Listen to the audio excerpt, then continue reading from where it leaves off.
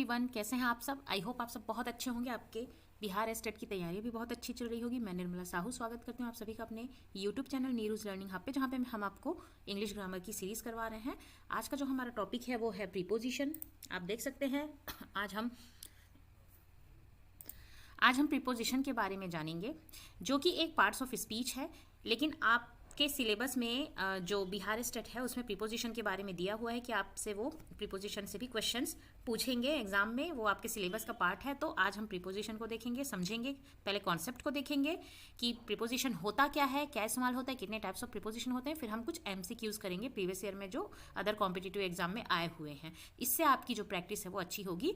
और ये जो प्रीपोजिशन जो टॉपिक है वो सिर्फ बिहार स्टेट के लिए नहीं, हर कॉम्पिटिटिव एग्जाम जहाँ पे इंग्लिश ग्रामर पूछा जाता है, पार्ट्स ऑफ स्पीच आते हैं, उसमें ये बहुत इंपॉर्टेंट हो जाते हैं। चाहे वो टीचिंग एग्जाम हो या नॉन टीचिंग हो या फिर कोई भी कॉम्पिटिटिव एग्जाम हो। ठीक है, तो आगे बढ़ने से पहले कुछ मेरे बारे में। मेरा नाम है निर्मला साहू। मैंने BEd में टॉप किया हुआ था। सीटेट पेपर 1 पेपर 2 मैं क्वालिफाइड हूँ और as a PGT English teacher मुझे कई सालों का टीचिंग में एक्सपीरियंस है। तो चलिए प्रीपोजिशन को समझते हैं। यहाँ पे आप देख सकते हैं प्रीपोजिशन क्लियरली मेंशन किया गया है आपके सिलेबस में कि प्रीपोजिशन जो है वो पूछा जाएगा। ठीक है, तो आप सभी को पता होगा कि प्रीपोजिशन क्या होता है। पार्ट्स ऑफ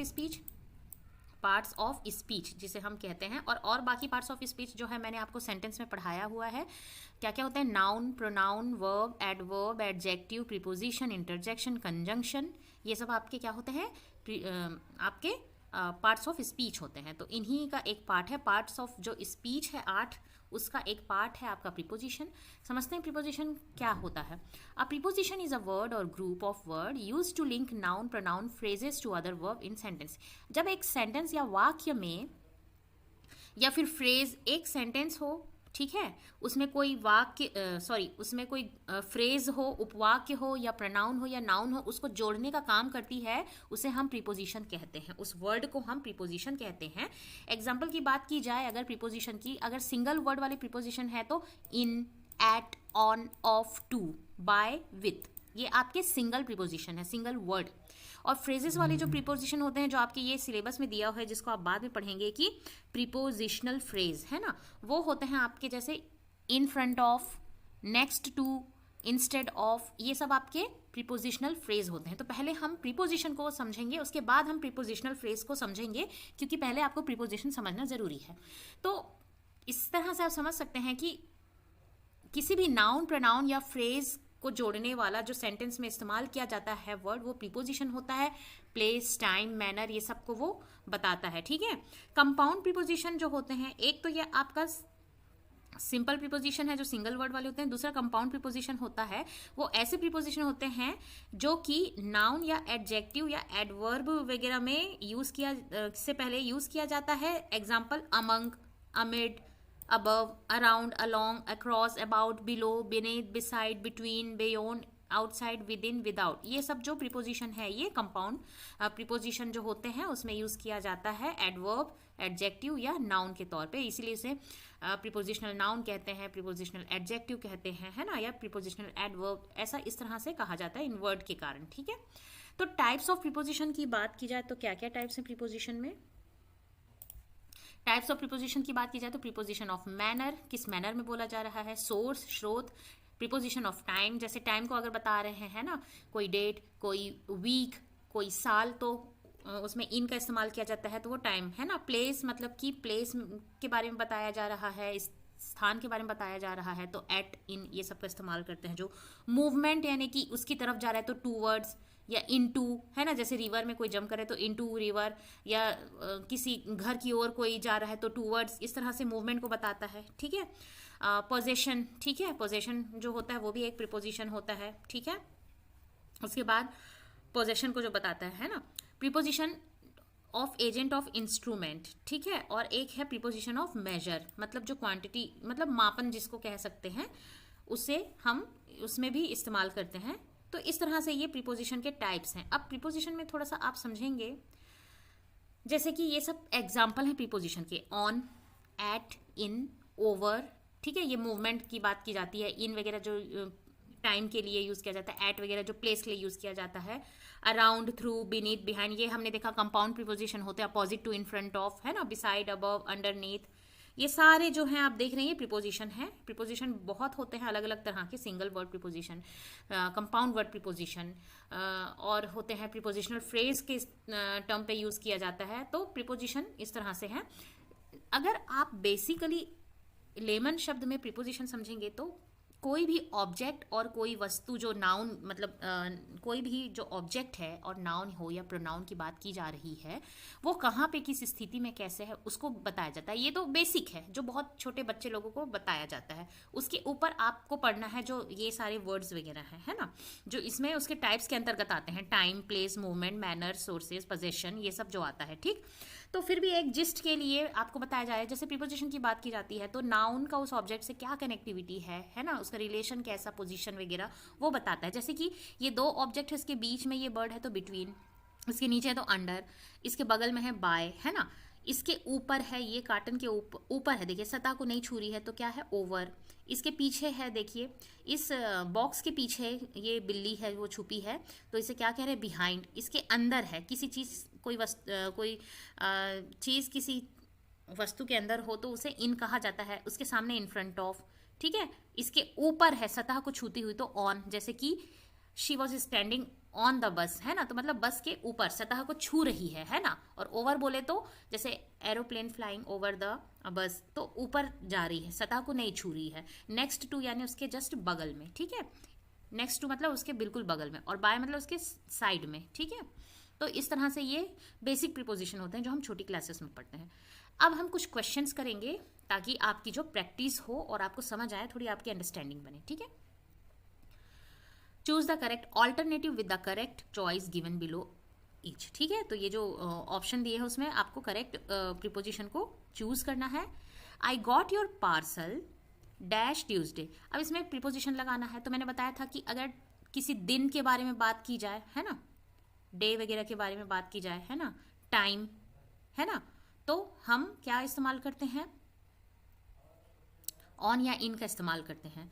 तो यहां पर क्या होगा, आई got your parcel on Tuesday, Tuesday को मिला, ऑन होगा यहां पर। I got your parcel on Tuesday, कब मिला, ट्यूजडे को मिला, उस दिन मिला, उस दिन मिला। इस तरह की अगर बात आए सेंटेंस में कि किस दिन मिला, कब मिला, तो ऑन का इस्तेमाल करते हैं, ठीक है। ऑन आएगा यहां पर, I got your parcel on Tuesday, ठीक है। नेक्स्ट हम देखते हैं, Mount Abu is about 5000 feet dash the sea level. Mount Abu जो है सी लेवल के कितने फीट, मतलब कितने फीट अबव है, तो यहाँ पे ऊपर बता रहा है, मतलब ये सी लेवल है, इसके ऊपर माउंट आबू है, ठीक है, ये हिल स्टेशन है। तो इसमें आपका अबव आ जाएगा, क्या आएगा, अबव आएगा, उसके ऊपर है, सतह के ऊपर बता रहा है, ठीक है, तो अबव आ जाएगा आपका preposition. Next, the case was put dash at the जज, sorry, the case was put dash the जज एंड द जजेस decided it with in an year. तो केस किसके सामने रखा गया, जज के सामने रखा गया और उन्होंने डिसाइड किया। तो क्या होगा, the case was put before the जज, जज के सामने, मतलब कोई बात रखी जाती है तो बोलते हैं ना जज के सामने ये बात रखी गई। तो the case was put before the जज एंड द जज decided it with in an year, ठीक है। Next, I am much ashamed dash माई सन, मतलब मैं बहुत ही ज्यादा शर्मिंदा हूं मेरे बेटे के लिए, ठीक है। तो अपने बेटे से बहुत ज्यादा शर्मिंदा हूं, तो ऑफ होगा, I am much ashamed of my son, ठीक। He is proud of his riches, मतलब वो किससे प्राउड है, मतलब शर्मिंदा होना या प्राउड फील होना, उसमें हमेशा इस तरह के सेंटेंस में ऑफ का इस्तेमाल होता है। तो जैसे यहाँ पे हमने देखा कि I am much ashamed of my son, मुझे शर्मिंदा है अपने सन से, ऐसा बोल रहे हैं। यहाँ पे he is proud of his riches, मतलब वो अपनी अमीरी से बहुत ही ज्यादा उसको उस पर घमंड है। You have made all preparation dash the marriage, तो आपने मैरिज के लिए सारी प्रिपरेशन कर लिए, तो के लिए की बात आ रही है तो यहाँ पर फॉर हो जाएगा। You have made all the preparation for the marriage, marriage के लिए आपने सारी प्रिपरेशन कर ली है। के लिए जहाँ का इस्तेमाल होता है तो फॉर यूज करते हैं। His birthday is dash next day, तो क्या होगा, ये एक पर्टिकुलर डे बता रहा है, जैसे कि हमने वो ट्यूसडे वाला देखा था सेंटेंस, तो क्या होगा, ऑन होगा। His birthday is on next Sunday, ठीक है।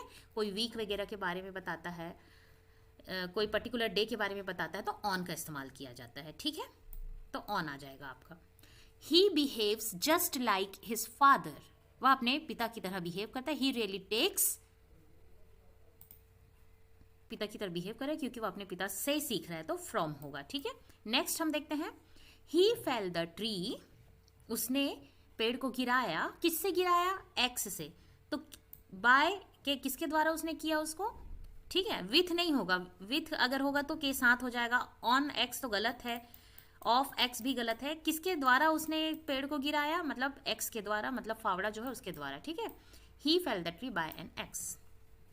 नेक्स्ट देख लेते हैं हम, नेक्स्ट देखते हैं we are offering solution dash a price almost any one can afford.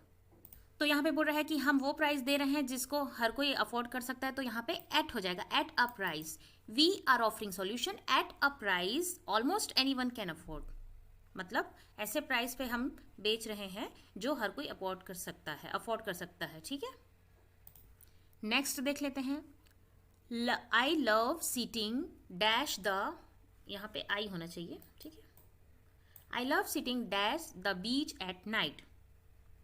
तो क्या होगा? आई लव सिटिंग, तो यहाँ पे बोल रहा है कि बीच के पास उसे बैठना पसंद है, बीच के पास। ठीक है, तो पास मतलब बिसाइड। ठीक है, अलोंग नहीं होगा, अबव नहीं होगा, अंडर नहीं होगा। अबव तो ऊपर होता है, अंडर नीचे होता है। अलोंग मतलब जब आप चलते वगैरह हो तो उसमें इस्तेमाल किया जाता है। तो I love sitting beside the beach at night. Next देख लेते हैं, तो यहां पर क्या हो जाएगा? बिसाइड आपका करेक्ट आंसर है, बिसाइड द बीच। ठीक है, try to reach the village dash the sunset, मतलब बिफोर द सनसेट यहाँ पे होगा, सनसेट से पहले गांव पहुंचने की कोशिश करो। Try to reach the village before the sunset. Gandhi ji fought for the freedom of our country. ठीक है, Gandhi ji fought for the freedom of our country, मतलब गांधी जी ने हमारे देश की आज़ादी के लिए लड़ाई लड़ी। Rupert is fond of muffins, किसी चीज़ का मतलब कोई चीज़ आपको, किसी चीज़ के आप बहुत शौकीन होते हैं, पसंद होता है, उसमें वहाँ पे फॉन्ड अगर शब्द आ गया तो ऑफ लगता है हमेशा प्रीपोजिशन। जैसे कि I am fond of music, I am fond of singing, I am fond of coffee, इस तरह से आप बोल सकते हैं। जहाँ भी फॉन्ड शब्द का इस्तेमाल हुआ तो वहाँ पे ऑफ प्रीपोजिशन का इस्तेमाल होता है। ठीक, the foundations dash freedom have to be well and truly laid. तो यहाँ पे ऑफ हो जाएगा क्योंकि the foundation of freedom have to be well and truly laid, मतलब जो आज़ादी की बात कर रहा है, आज़ादी का जो नींव है वो अच्छे से यहाँ पे लगना चाहिए। ठीक, he spoke dash to the subject for 2 hour regularly. तो वह इस टॉपिक पे, इस सब्जेक्ट पे, इस विषय पे 2 घंटे बात किया। तो he spoke on the subject for 2 hour regularly. ठीक है, ऑन मतलब कोई टॉपिक की बात की जा रही, कोई विषय के बारे में बात की जा रही है तो ऑन का इस्तेमाल किया जाता है। He spoke on the subject for 2 hour regularly. Next, children are fond, फिर से आ गया फॉन्ड। जहां फॉन्ड आता है तो ऑफ का इस्तेमाल होता है। Children are fond of chocolate and computer game, बच्चों को बहुत ज्यादा क्या पसंद होता है? कंप्यूटर गेम और chocolate. Next, the man dash pipe and long hair is brother dash the girl. अब यहाँ पे 2 दे दिया है तो क्या है? द मैन विथ होना चाहिए पाइप, मतलब जो आदमी पाइप के साथ है या पाइप पकड़ा हुआ है, and long hair is the brother of the girl.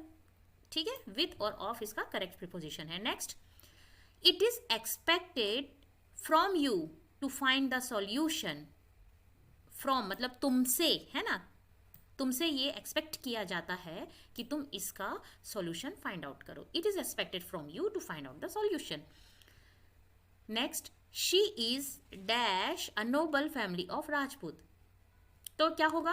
Family, Rajput family से बिलोंग करती है बोले तो से की बात की जाए तो फ्रॉम हो जाएगा। She is from a noble family of Rajput, तो फ्रॉम इसका आंसर हो जाएगा। some people are dash prison for crime they have not committed। तो यहाँ पे जेल के अंदर की बात की जा रही, कुछ लोग जेल के अंदर हैं जो लोग क्राइम भी कमिट नहीं किए, तो अंदर की बात की जा रही तो इन होगा। some people are in prison for crime they have not committed. Second 22 देखेंगे, I hung the picture dash the fireplace, मतलब जो फायर प्लेस है वहां पर मैंने पिक्चर को हंग किया, तो क्या होगा, I hung on, at, under, above, क्या होना चाहिए, देखिए above,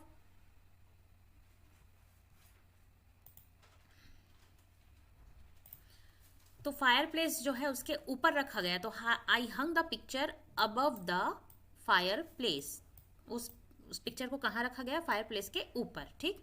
next, he sat dash the campfire, वह कैंप फायर के पास बैठा था, ठीक है, तो पास है तो क्या होगा, अगेंस्ट और अंडर तो होगा नहीं, ठीक है। अब वो कैंप फायर के पास बैठा है ये बात की जा रही, तो नियर होगा, he set near the campfire, okay, he set near the campfire, उसके पास बैठा था। Next, he asked me to come noon, तो देखिए दोपहर वगैरह की बात की जाती है, समय की बात की जाती है, तो एट का इस्तेमाल किया जाता है। He asked me to come at noon, at आपका आंसर हो जाएगा। लास्ट क्वेश्चन देख लेते हैं, he had been waiting here during या सिंस नून, तो देखिए हैड बीन मतलब कि परफेक्ट टेंस, यानी कि पास्ट में स्टार्ट हो चुका है एक्शन और स्टिल कंटिन्यू है, तो क्या हो जाएगा, सिंस, ठीक है। He had been waiting here since noon, मतलब कि नून से, दोपहर से वो यहाँ पर वेट कर रहा है, तो यहाँ पे आंसर सिंस हो जाएगा, ठीक है। तो इस तरह से 25 क्वेश्चन जो है एमसीक्यू प्रैक्टिस के लिए हमने आपको करवाया, और प्रीपोजिशन के और भी वीडियोस, एक दो वीडियो और लेके आएंगे जिसमें काफ़ी सारे जो क्वेश्चंस हैं उसको प्रैक्टिस करेंगे, ताकि आपकी अंडरस्टैंडिंग और अच्छी होती चले। और अगर वीडियो अच्छी लगी हो तो लाइक शेयर सब्सक्राइब जरूर कीजिएगा। Thanks for watching, thank you.